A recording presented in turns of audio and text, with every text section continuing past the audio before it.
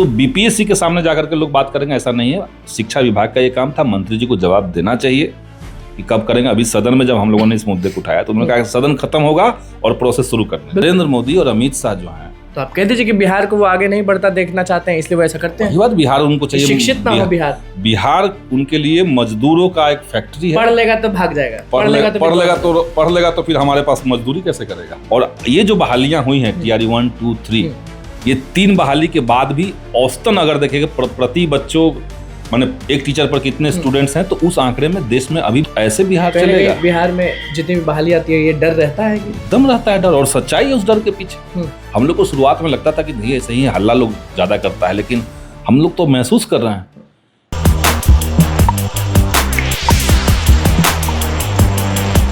देखिए, जब हमारा टीम पूछता है शिक्षा मंत्री से कि सर बताइए कि टीआरई 4 का क्या होगा, तो शिक्षा मंत्री साफ समझ जाइए कि होता नहीं कि गुस्सा के या फिर कुछ बीपीएससी जाने, हम नहीं जानते। नमस्कार, मैं अनुकुल तिवारी और आप वॉइस हब देख रहे हैं। देखिए, बिहार के जो शिक्षा मंत्री हैं वो ऐसे हैं जो कुछ नहीं जानते। हमारे साथ विधायक संदीप सौरभ हैं, जो कि विधायक जरूर है, लेकिन हमें लगता है कि युवाओं की आवाज एक है। बिहार में कुछ भी होता है, सबसे पहले आप सदन में गरजते हैं और सड़क पर भी दिख ही जाते हैं, लड़ते झगड़ते सब चीज करते हैं। तो ये बिहार के जो शिक्षा मंत्री हैं उन पर कुछ कहिएगा नहीं, क्योंकि कल एक बहुत बड़ा आंदोलन है टीआरई 4 को लेकर। और शिक्षा मंत्री से जब हमारी टीम कुणाल है जो रिपोर्टर है, वो पूछते हैं कि सर कुछ बताइए, तो वो नहीं होता कि गुस्सा ना, वो बोल देते हैं कि बीपीएससी से जाके पूछिए, बीपीएससी जाने, हम कुछ नहीं जानते। लेकिन जनता के लिए बीपीएससी नहीं है। शिक्षा मंत्री को समझना चाहिए कि डायरेक्ट जनता से जो कनेक्शन है वो शिक्षा विभाग का है। आयोग जो है वो स्वतंत्र होता है। आयोग जो है वो सरकार का एक माने स्वायत्त संस्थान है। तो बीपीएससी के सामने जाकर के लोग बात करेंगे ऐसा नहीं है। शिक्षा विभाग का ये काम था, मंत्री जी को जवाब देना चाहिए कि कब करेंगे। अभी सदन में जब हम लोगों ने इस मुद्दे को उठाया तो उन्होंने कहा कि सदन खत्म होगा और प्रोसेस शुरू करना। बिल्कुल, वो भी बकझक जो हुआ था, जो बहस हुई थी, वो भी हम देख रहे थे। हाँ, तो सदन में आप ये कह रहे हैं, असल में दिक्कत क्या है? दिक्कत में ये है कि पूरा एनडीए का जो कुनबा है, सब लोग साजिश में लगा हुआ है। कौन कैसे अपने आप का कद बढ़ा ले, कौन कैसे कहाँ से पैसा लूट ले, कौन अपने आप को प्रमोट कर ले, कौन बीजेपी की नज़र में चमकता रहे, कौन नीतीश जी के आसपास घूमता रहे। मेन कंसर्न मंत्रियों का ये है। ये कंसर्न नहीं है कि हमारे विभाग में जो लंबित मामले हैं उसका समाधान कैसे निकले। शिक्षा विभाग में थोड़े मोड़े मामले लंबित नहीं है। और करप्शन जो है, जिसको लेकर के एनडीए की सरकार कहती रही कि जीरो टॉलरेंस, आज के डेट में शिक्षा विभाग कंठ तक, पैर से लेकर के यहाँ तक करप्शन में डूबा हुआ है। सारे सबूत हमारे पास है। कभी आप लोग फुर्सत से आइए, हम सारा सबूत खोल के दिखाएंगे कहाँ कहाँ पॉलिसी बना करके लोग लूट रहा है बिहार को। और एजुकेशन में जो सरकार कहती है कि हमने 19% हमने बजट का एलोकेट कर दिया एजुकेशन पे। ये हर बार दावा होता है, होता भी है।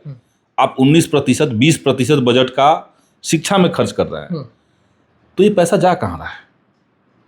सवाल है वो पैसा जो है वो आप आउटसोर्सिंग कंपनियों के आड़ में नेता मंत्री और जो पार्टी है वो अपने पास रख लेता है, घुमा करके वो पैसा सरकार के पास चला जा रहा है। नीचे कुछ लोग लूट रहे हैं उसको, कंपनियां लूट रही है। तो कहीं ना कहीं मंत्री में भी दोष होगा, तब तो ये हो रहा है। बिहार में एक वीडियो हम देख रहे थे कि विद्यालयों के अंदर जो परीक्षाएं हो रही है, सावधिक परीक्षाएं, क्वेश्चन पेपर नहीं मिल रहा है बच्चों को, ब्लैक बोर्ड पे लिखा जा रहा है क्वेश्चन। ये तो हुआ नहीं था कभी आज तक। आप फंड एलोकेट करें, आपके पास क्वेश्चन पेपर तैयार करने के पैसे नहीं है। कैसे नहीं है? क्योंकि आपने जो लोकल प्रेस की समस्या, माने जो काम था, लोकल प्रेस जो काम करता था, उससे सरकार ने पहले छीन लिया और छीन करके गुजरात की कंपनी को दिया कि आप बिहार के तमाम विद्यालयों के अंदर question paper, answer sheet, OMR sheet, सब चीज आप सप्लाई कीजिए। अरबों रुपए का मामला है। तो बिहार के प्रेस चलते, जो रजिस्टर्ड प्रेस थे, वो चलते तो उनका कुछ रोजगार चलता, उनका काम चलता, उनके साथ साथ कई लोग कमाते उसमें। अब आपने दे दिया गुजरात की कंपनी को। क्यों दे दिया? क्योंकि आला कमान का आदेश। तो ये गुजरात से डील हो रहा है सब चीज। और बिहार के नौजवान जो कमांड करते हैं कौन है? 2 लोग हैं जो देश बेच रहे हैं। कौन 2 लोग? मोदी और अमित शाह। ये कौन नहीं जानता है? नरेंद्र मोदी और अमित शाह जो हैं। तो आप कह दीजिए कि बिहार को वो आगे नहीं बढ़ता देखना चाहते हैं, इसलिए वो ऐसा करते हैं। ये बात बिहार उनको चाहिए। शिक्षित ना हो बिहार उनके लिए मजदूरों का एक फैक्ट्री है। पढ़ लेगा तो भाग जाएगा, पढ़ लेगा तो फिर हमारे पास मजदूरी कैसे करेगा? षड्यंत्र है शुरू से, है ही। आप बिहार में पैसा आप खर्च कर रहे हैं, हालांकि वो पैसा कम ही है, लेकिन जो खर्च कर रहे हैं उससे क्वालिटी में सुधार तो नहीं हो रही कहीं पे भी। तो क्वालिटी में सुधार करने के लिए आपको इतने समय कैसे लग गए? 6 साल से आप एक ही बात कर रहे हैं कि हम टीचर का फुलफिलमेंट कर देंगे सारे सीट्स पे। अब TRE-4 जब आने का समय था, आपने तो कहा था चुनाव से पहले हम ले आएंगे। बिल्कुल। चुनाव में आप यही कहा करके नौजवानों से वोट लिए, लेकिन चुनाव के समय खत्म हो गया, चुनाव खत्म हुए 4 महीने हो गए, 5 महीने हो गए, अब कहते हैं कि सितंबर में लेंगे। अब कहना सितंबर में लेंगे। तो ये टालते जा रहे हैं आप, तब तक सीटें बढ़ती जाएंगी, क्योंकि कई टीचर रिटायर इसी बीच में करते जाएंगे, तो वो सीट जो वैकेंट होते जाएगा, तो अल्टीमेटली होगा ये कि आप बच्चों को उस विद्यालय में भेज रहे हैं जिस विद्यालय में शिक्षकों की कमी रहेगी। तो कैसे कॉम्पीट कर पाएंगे बाकी बच्चों से? अलग से कुछ नहीं दे रहे हैं, अलग से कुछ ये नहीं हवा है कि बिहार में सबसे ज्यादा शिक्षकों की बहाली हुई है, ये हवा है। हवा है, लेकिन सबसे ज्यादा वैकेंट पोस्ट आपके पास था। इतना ज्यादा वैकेंट पोस्ट देश में किसी राज्य के पास नहीं था। और ये जो बहालियां हुई हैं TRE-1, 2, 3, ये 3 बहाली के बाद भी औसतन अगर देखेंगे प्रति बच्चों, माने एक टीचर पर कितने स्टूडेंट्स हैं, तो उस आंकड़े में देश में अभी भी आप नीचे से ही हैं, ऊपर से नहीं आ गए। तो ये हवा बनाते हैं, बस हवा बनाते हैं। और बहाली हवा बनाते हैं मतलब क्या है? उसमें किस तरह की धांधली होती है? सरकार ने अनाउंसमेंट किया कि हम TRE-2 में 1,20,000 बच्चों का ये लेंगे, नौकरी लेंगे। आप रिजल्ट दे रहे हैं 60,000 का, ज्वाइन कर रहा है 40,000, क्योंकि आपने मल्टीपल रिजल्ट दिए।